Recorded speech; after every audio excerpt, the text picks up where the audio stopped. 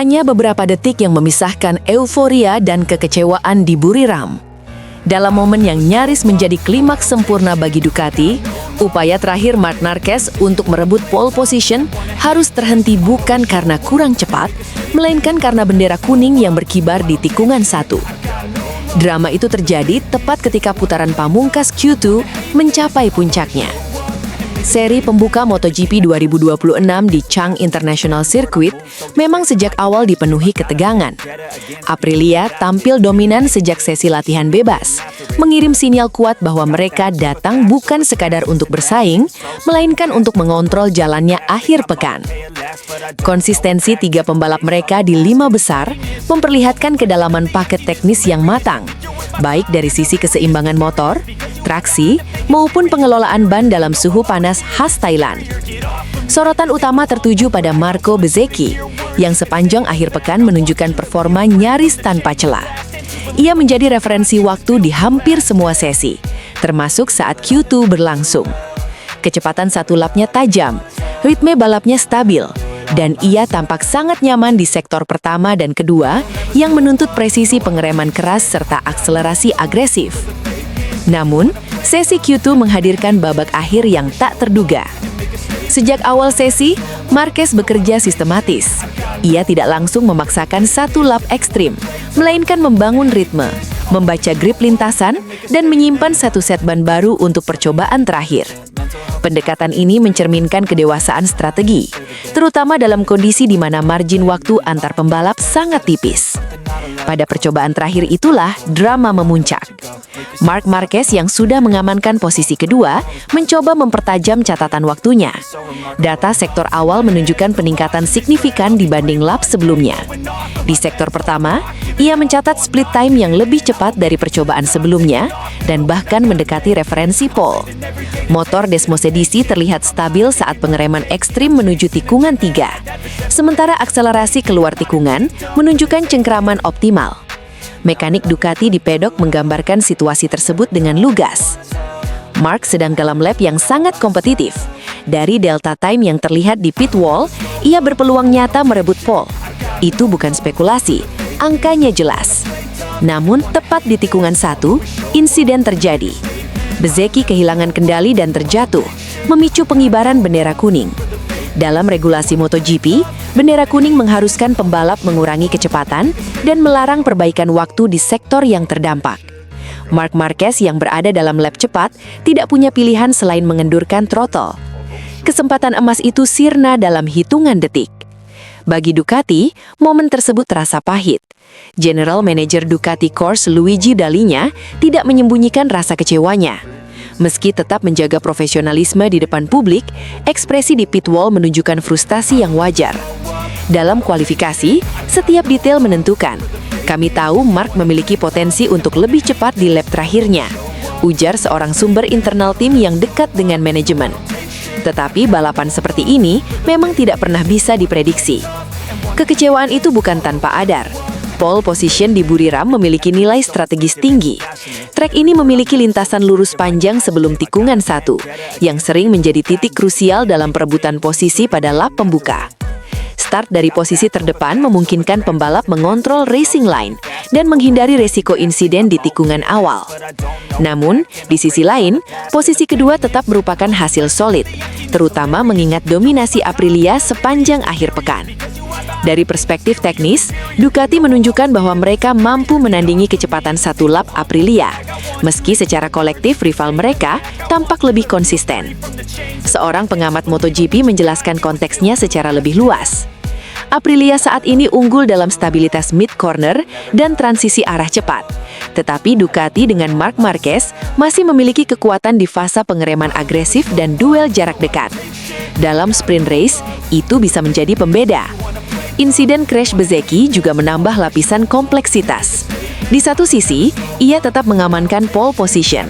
Di sisi lain, insiden tersebut mengingatkan bahwa batas performa yang ditekan terlalu jauh selalu bawa resiko. Bagi Marc Marquez, momen ini memperlihatkan dua hal sekaligus, kecepatan murni yang kompetitif dan ketenangan dalam menerima situasi di luar kendali. Alih-alih menunjukkan frustasi berlebihan, ia kembali ke pit dengan sikap terkendali, berdiskusi dengan teknisi, dan fokus pada persiapan sprint race. Dalingnya pun menyadari bahwa kualifikasi hanyalah satu bagian dari keseluruhan akhir pekan. Di MotoGP, Anda bisa sangat cepat hari ini dan kesulitan besok, atau sebaliknya, ujar analis yang mengikuti perkembangan tim. Posisi kedua tetap memberi peluang nyata untuk menang. Kini fokus beralih ke balapan. Dengan jarak sprint yang lebih pendek, agresivitas Marc Marquez di lap awal bisa menjadi senjata utama. Sementara pada balapan utama, manajemen ban dan konsistensi akan menentukan apakah Ducati mampu mematahkan dominasi Aprilia. Drama Q2 di Buriram menjadi pengingat bahwa MotoGP bukan sekadar soal siapa yang tercepat, tetapi juga siapa yang mampu bertahan dalam situasi tak terduga.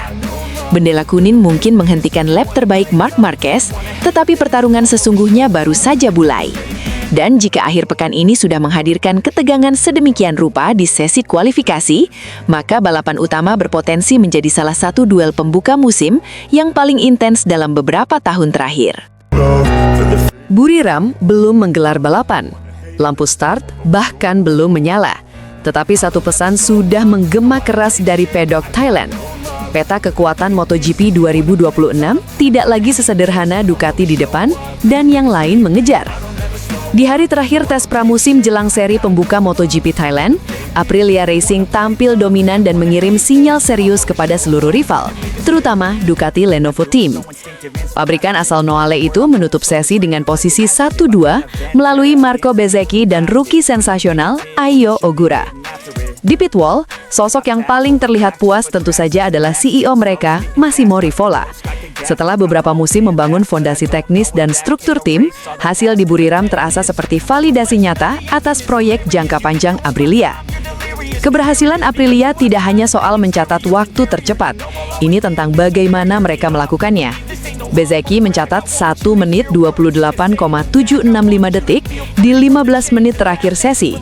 Catatan itu bukan sekedar waktu terbaik hari itu, melainkan rekor lap baru untuk konfigurasi MotoGP di Buriram.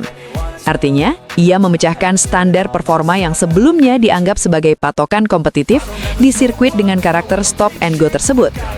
Secara teknis, Buriram menuntut stabilitas pengereman ekstrim, terutama di tikungan 3 dan 12, serta akselerasi bersih keluar tikungan lambat menuju trek lurus panjang.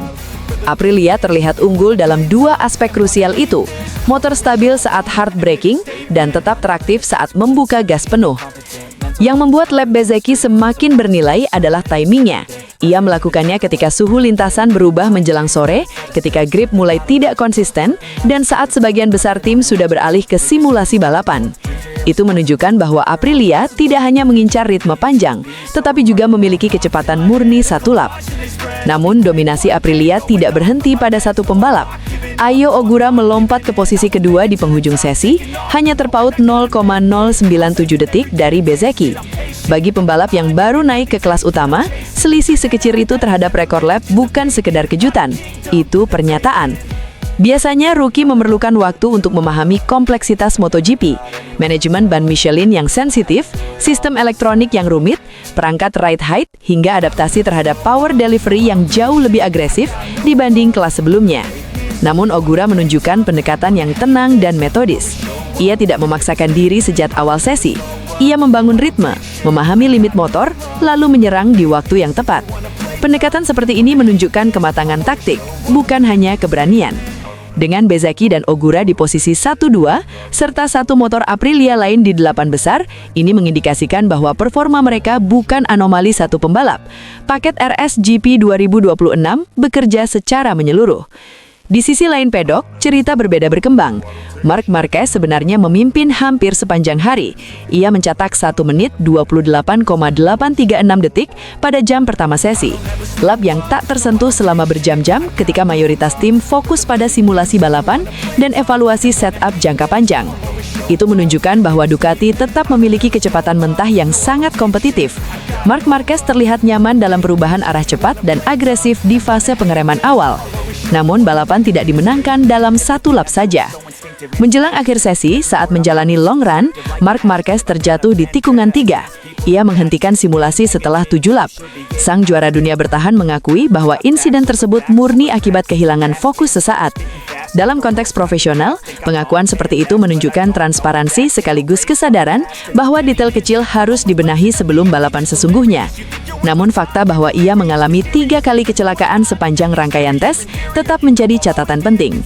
Tidak lama setelah insiden tersebut, Alex Marquez juga terjatuh di tikungan 9, memicu bendera merah sementara. Situasi itu memperlihatkan bahwa limit performa sedang benar-benar ditekan oleh para pembalap Ducati. Pertanyaannya kini, apakah itu bagian dari eksplorasi batas maksimal, ataukah ada area teknis yang masih belum sepenuhnya stabil? Di tengah dinamika tersebut, Pecco Bagnaia menutup hari di posisi keempat. Performa Pecco terlihat jauh lebih solid dibanding fase tes musim lalu. Ia mungkin tidak mencetak waktu sensasional, tetapi ritmenya konsisten dan minim kesalahan. Dalam perburuan juara dunia, stabilitas seperti ini seringkali menjadi fondasi utama. Ducati mungkin kalah cepat dari Aprilia pada satu hari tertentu, tetapi kedalaman skuad mereka tetap menjadi ancaman besar. Menariknya, Jorge Martin membawa satu lagi Aprilia ke 8 besar. Artinya, 3 motor Aprilia berada di kelompok depan. Ini bukan sekedar performa individual, ini sistem yang bekerja. Tes pramusim memang bukan ajang perebutan poin, namun secara psikologis, hasil seperti ini sangat berpengaruh. Aprilia datang dengan momentum dan kepercayaan tinggi. Ducati tetap kuat, tetapi kini menghadapi tekanan nyata. KTM dan tim satelit menunjukkan jarak antar pabrikan semakin tipis. Grand Prix Thailand pekan depan tidak lagi sekedar seri pembuka. Ia menjadi ajang pembuktian apakah dominasi Aprilia di tes merupakan refleksi kekuatan sesungguhnya atau sekedar puncak performa sesaat. Satu hal pasti, musim 2026 belum dimulai, tetapi persaingan sudah memanas. Dan di Buriram, Aprilia telah memastikan bahwa mereka bukan lagi sekedar penantang. Mereka adalah kandidat serius perebut tahta. Musim baru belum dimulai, tetapi aroma perang besar sudah terasa di pedok MotoGP. Di saat banyak pihak sibuk membicarakan dominasi yang kian mengulat, satu nama justru muncul dengan nada menantang.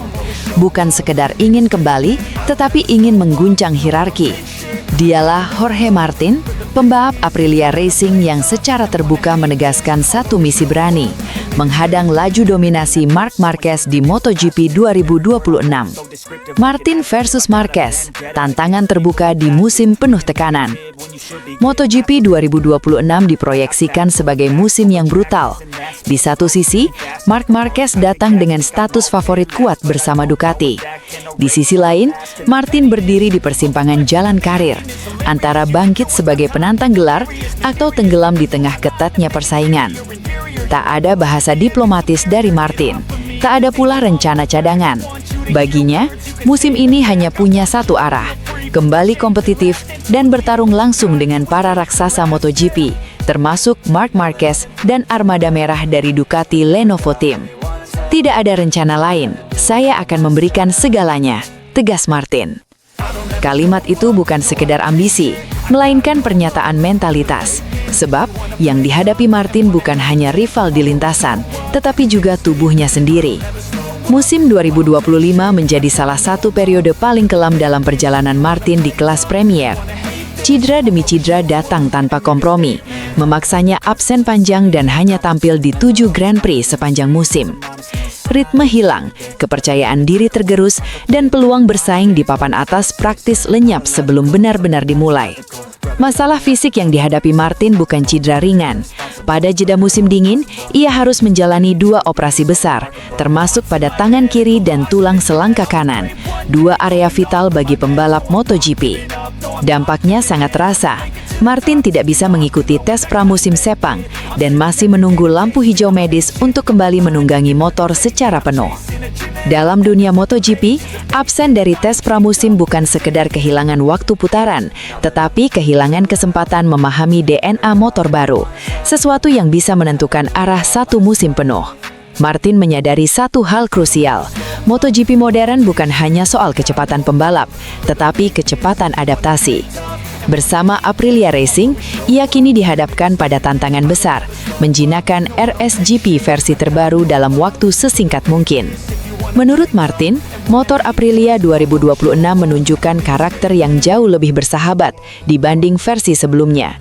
Saat uji coba pasca musim Valencia 2025, ia merasakan motor yang lebih stabil, lebih mudah dikontrol, dan memberikan rasa percaya diri lebih besar saat masuk tikungan.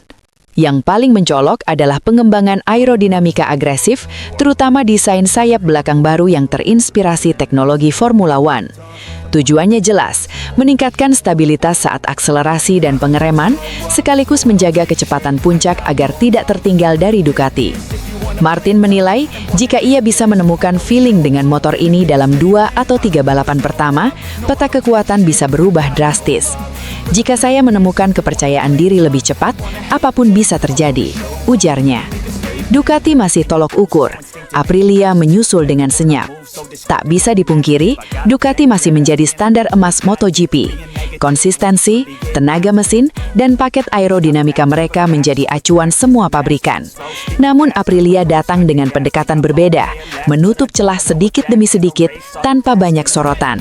Performa rekan setim Martin dalam simulasi balapan menunjukkan sinyal positif. Kecepatan satu putaran cukup menjanjikan, sementara race pace mulai mendekati level Ducati. Inilah yang membuat Martin yakin bahwa Aprilia bukan lagi kuda hitam, melainkan calon penantang serius, asal pembalapnya siap fisik dan mental. Martin juga jujur mengakui satu masalah besar yang menghantuinya musim lalu, kualifikasi.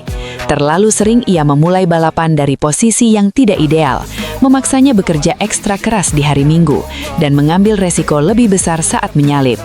Menurutnya, masalah kualifikasi bukan soal keberanian, melainkan pemahaman penuh terhadap batas motor. Ketika saya benar-benar memahami motor, limit dan potensinya, catatan waktu akan datang dengan sendirinya, jelas Martin.